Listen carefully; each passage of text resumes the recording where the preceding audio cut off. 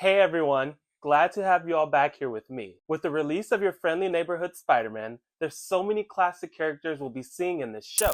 One of those characters I'm excited to see is Peter's new classmate, Nico Minoru.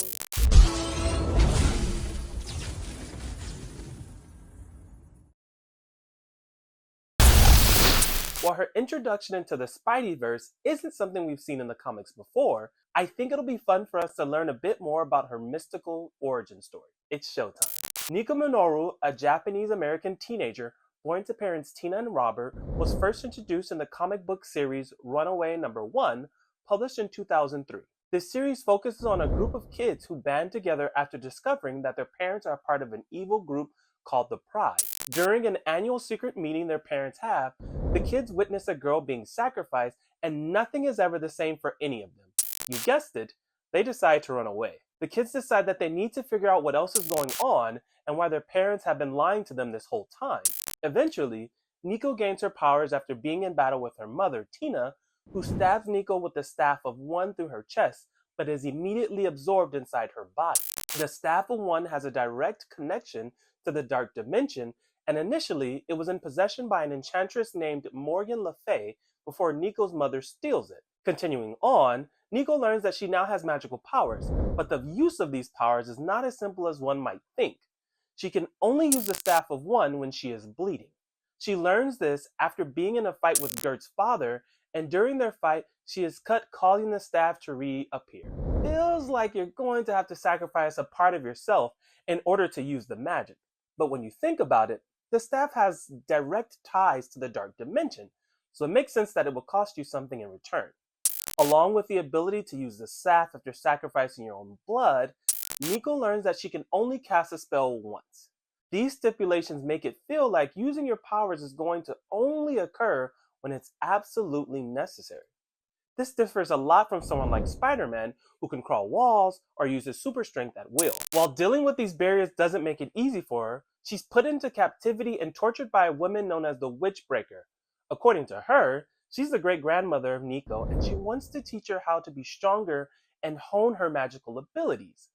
The only way to do this is to put her through a lot of pain, which in turn will prove her worthy. Nico's time with the Witchbreaker proves to be beneficial, as she's able to use magical spells without having the Staff of One present, and she's able to cast stronger spells than she was previously able to do. The Staff of One also goes through its own transformation after this. With great power comes, you know the rest. Together, the Runaways become Nico's new family, but this family is far from perfect when you begin to develop feelings for one another. During their time together, it is known that Nico and Alex have feelings for each other and eventually start dating, but it doesn't last long after she's caught kissing Topher, who is an evil vampire, and then we find out that Alex is a traitor and is loyal to the Pride.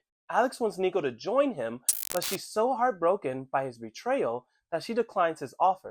After this, Alex is killed by the gods. Even though Nico is hurt about Alex's betrayal, she attempts to bring him back to life with the Staff of One, but she can't bring the dead back to life with the staff. We also learn during the series that Carolina has feelings for Nico, but Nico doesn't feel the same way about her at first.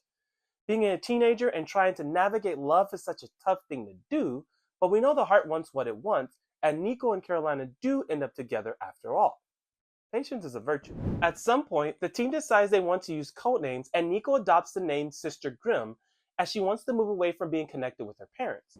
We also see how much she loves her gothic style, and it is very present throughout the series, and it continues on even in the show Your Friendly Neighborhood Spider-Man. In her design, she's seen wearing a black and gray button-up, a choker around her neck, black ripped jeans, and black boots. She's very stylish from head to toe. Based off of the other character designs that we see in the show, she's going to be a standout character without a doubt. We've learned so much about Nico during this time that I feel like there's some magic between us. I wonder if Spider-Man will witness her magical abilities during their time together at school. And even if we don't, I figure I'll cast a spell so that you can click the like and share button below this video. And since I can't cast the same spell twice, I'll ask that you subscribe to Geek and stay tuned to what's next.